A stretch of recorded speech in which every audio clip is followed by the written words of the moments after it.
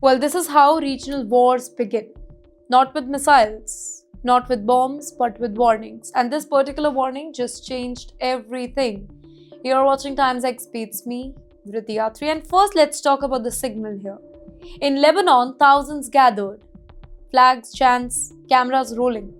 And then comes the statement that shakes the entire Middle East. Hezbollah's leader, Naim Qassem, he steps up and he draws a clear red line.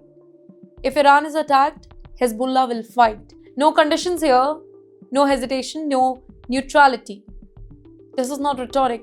This is not emotional language for a rally. This is a strategic declaration, and that too on the US. Qassem is saying something very, very dangerous but very, very clear. An attack on Iran will not stay silent and limited to Iran. It will spread, and Hezbollah will be part of it. Now that turns one potential war into many. Let me tell you why this matters, because Hezbollah is not a small group. Just like Houthis, it is one of the most powerful non-state armed forces in the world. Tens of thousands of fighters, missiles aimed across the border, battle-hardened from years of conflict, and now it is trying its fate to Iran.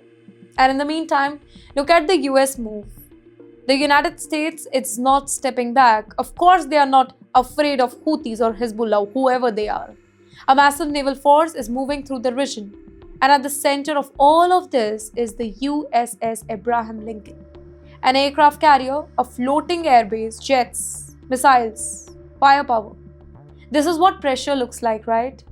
And then comes Donald Trump. US President says that he prefers diplomacy. What a joke. He says talks are possible, but he also repeats the same line again and again.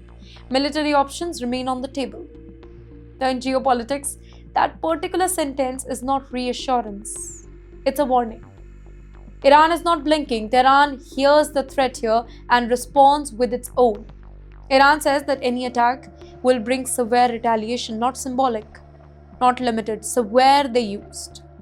Connect the dots now. Ladies and gentlemen, Houthis in the Red Sea, they are already taunting conflict. Hezbollah now openly commits to Iran's defenses. US military is positioning forces. Israel is watching closely. And the whole Middle East is right now panicking.